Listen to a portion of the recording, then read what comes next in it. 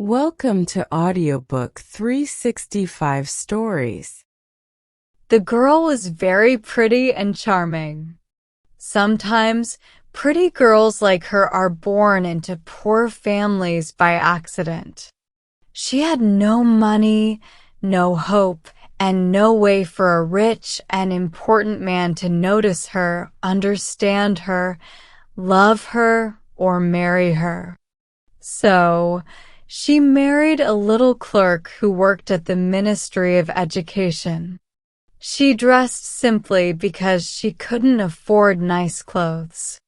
But she was sad, like she had fallen from a higher place in life.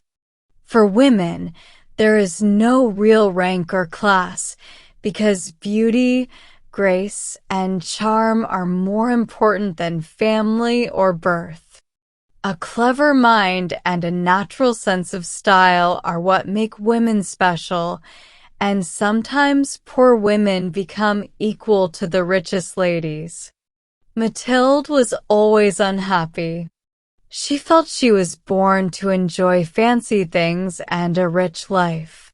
She hated how poor her home was, with bare walls, old chairs, and ugly curtains. These things made her feel angry and sad, even though other women like her wouldn't even notice them. She imagined large rooms with beautiful old silk, small rooms full of expensive things, and perfume-filled rooms where she could chat with famous people, the kind of people that everyone wants to talk to and be noticed by. When she sat down for dinner at her round table, covered with a tablecloth they had used for 3 days, she looked at her husband. He opened the soup pot and said happily, "Ah, good soup.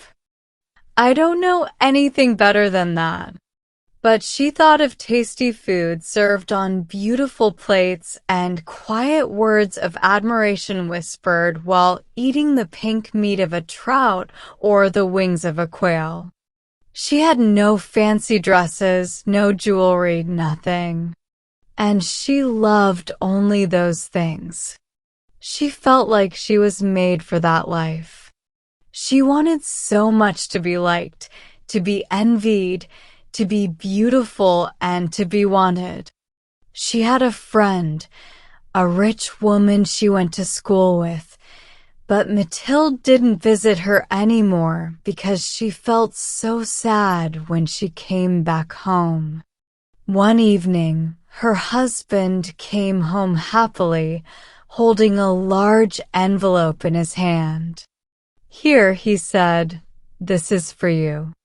She quickly opened the paper and pulled out a card with these words: "The Minister of Education and Madame Georges Ramponneau invite Mr. and Mrs. Loisel to a party at the Ministry on Monday evening, January 18th. Instead of being happy, as her husband had hoped, she threw the invitation on the table angrily and said, "What do you want me to do with that?" "Why, my dear, I thought you would be happy. You never go out, and this is a great chance. I worked hard to get it. Everyone wants to go. It's a special event, and they're not giving many invitations to clerks. All the important people will be there." She looked at him, annoyed, and said quickly, "And what do you want me to wear?" He hadn't thought about that. He stammered, "Why, the dress you wear to the theater. It looks good to me." He stopped, confused, when he saw that his wife was crying. 2 big tears rolled slowly from her eyes to her mouth. "What's wrong? What's wrong?" he asked. With great effort, she controlled her sadness and said in a calm voice while wiping her wet cheeks, "Nothing. It's just that I have no dress and I can't go to the party." Give your invitation to a coworker whose wife is better dressed than I am." He was very upset. He said, "Come on, Mathilde. Let's think about it. How much would a simple dress cost? One you can wear for other occasions too." She thought for a few seconds, doing her math and trying to decide how much she could ask for without making him say no or get upset, since he was very careful with money. Finally, she answered, hesitating, "I don't know exactly, but I think I could manage with 400 francs. He turned a little pale because he had saved up just that amount to buy a gun. He wanted to go hunting next summer with some friends on the plain of Nanterre, where they hunted small birds on Sundays.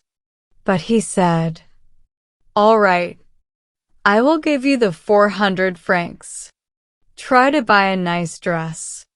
As the day of the party came closer, Madame Loisel seemed sad, worried, and nervous. Her dress was ready, though. One evening, her husband said to her, "What's the matter? You've been acting strange these last 3 days." And she answered, "It bothers me that I don't have a single piece of jewelry, not one accessory, nothing to wear. I'll look so poor. I almost don't want to go anymore." "You could wear fresh flowers," said her husband. "They're very fashionable this time of year. For 10 francs, you can buy 2 or 3 beautiful roses." She didn't like this idea. "No, it's embarrassing to look poor when the other women are rich." "How silly you are," her husband shouted. "Go see your friend, Madame Forestier, and ask her to lend you some jewelry. You are close enough to her to ask for that." She gave a happy cry.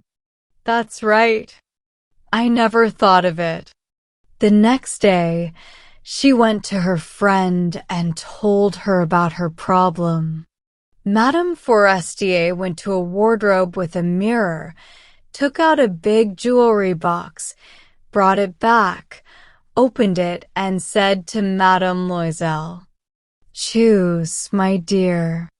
First, she saw some bracelets, then a pearl necklace, and then a gold cross with colorful stones. It was very beautiful. She tried on the jewelry in front of the mirror. She couldn't decide which one to take and didn't want to return them. She kept asking, "Don't you have more?" "Yes, of course." "Look more. I don't know what you like." Suddenly, she saw a wonderful diamond necklace in a black box. Her heart beat fast with strong desire. Her hands shook as she took it. She put it around her neck and looked at herself in the mirror. She was lost in happiness as she admired her reflection. Then she asked, unsure, worried, "Will you lend me this, only this?" "Of course, yes." She hugged her friend, kissed her with excitement, and ran away with the necklace. The night of the ball came. Madame Loisel was a big success. She was more beautiful than all the other women, elegant, graceful, smiling, and full of joy. All the men looked at her, asked her name, and wanted to meet her.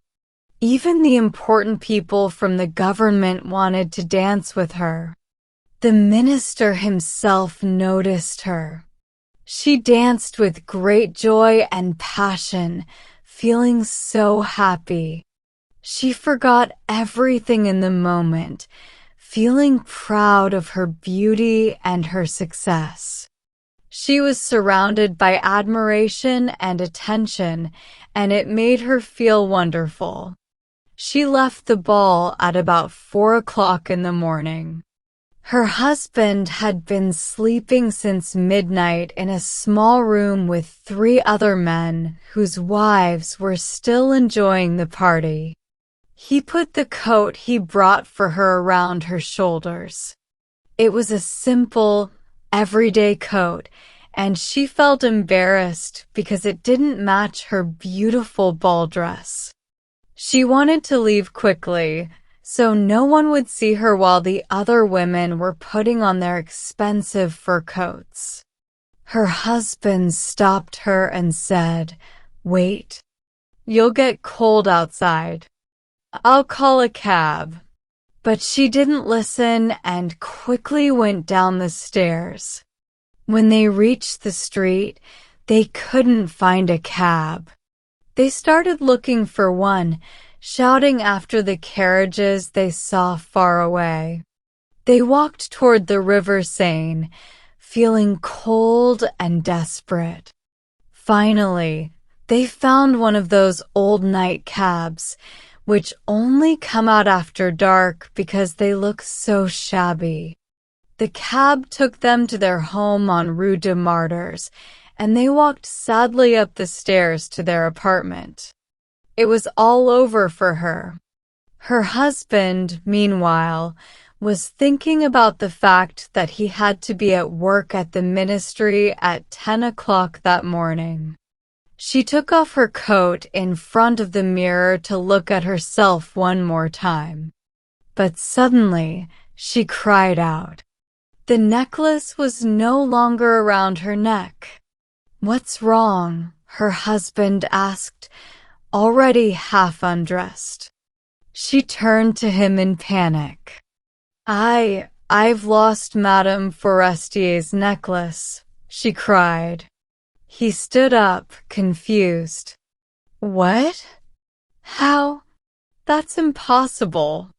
They looked in the folds of her dress, in her coat, in her pockets, everywhere, but they couldn't find it. "Are you sure you had it on when you left the party?" he asked. "Yes, I felt it in the hallway of the minister's house.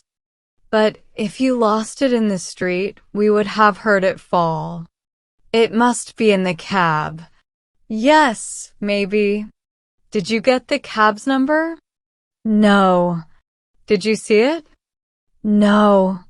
They stared at each other in shock. Then Loisel put his clothes back on. "I'll go back on foot," he said, "and check the whole way to see if I can find it." He went out. She sat in a chair in her ball dress, too tired to go to bed. She had no energy, no thoughts, no fire in the house. Her husband came back at 7 o'clock. He had found nothing. He went to the police, to the newspapers to offer a reward, and to the cab companies, anywhere he could think of, chasing even the smallest hope. She waited all day, still feeling scared and hopeless about this terrible problem. Loisel came home that night, looking pale and tired. He had found nothing. "You have to write to your friend," he said, "and tell her that you broke the clasp of her necklace and are getting it fixed. That will give us some time." She wrote the letter as he told her. After a week, they gave up hope. Loisel, who looked like he had aged 5 years, said, "We need to figure out how to replace the necklace." The next day, they took the box the necklace came in and went to the jeweler whose name was on it. He checked his records. "I did not sell this necklace," the jeweler said. "I only provided the box." Then they went from jeweler to jeweler, looking for a necklace like the one they had lost. They tried to remember what it looked like. Both of them were very sad and worried. Finally, in a shop at the Palais Royal, they found a diamond necklace that looked just like the lost one. It cost 40,000 francs. The jeweler said they could have it for 36,000 francs. They asked the jeweler to hold it for 3 days and made a deal that he would buy it back for 34,000 francs if they found the lost necklace before the end of February. Loisel had 18,000 francs, money that his father had left him. He would borrow the rest. He borrowed money, asking for 1,000 francs from one person, 500 from another, 5 coins here, 3 coins there. He signed notes, took bad deals, and worked with moneylenders and people who gave loans at high interest. He risked everything, even signing notes without knowing if he could ever pay them back. He was very scared about the hard times coming, about the poverty, the pain, and the problems they would face. Finally, he went to buy the new necklace and put 36,000 francs on the jeweler's counter. When Madame Loisel gave the necklace back to Madame Forestier, she said coldly, "You should have returned it sooner. I might have needed it." She did not open the box, even though Madame Loisel was very scared. What if she had seen that the necklace was different? What would she have thought? What would she have said? Would she have thought Madame Loisel was a thief? After that, Madame Loisel began to live a hard life. But she was brave.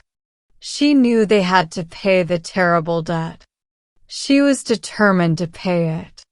They let go of their servant, moved to a smaller, cheaper apartment, and rented a small room in the attic. Madame Loisel learned how to do heavy housework and cook. She washed dishes with her soft hands and pink nails. She washed dirty clothes, shirts, and towels and hung them on a line to dry. Every morning, she carried garbage down to the street and brought water up to their apartment, stopping to catch her breath at every floor.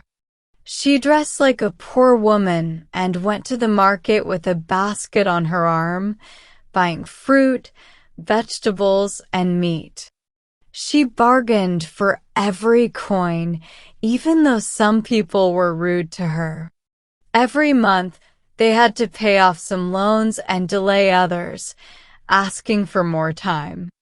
Her husband worked in the evenings, helping a shopkeeper with his accounts. Late at night, he copied documents for 5 cents per page. This life lasted 10 years. After 10 years, they had paid back everything of the loans with high interest and all the extra costs. Madame Loisel looked old now. She had become like a strong, rough woman from a poor family. Her hair was messy, her skirts were crooked, and her hands were red.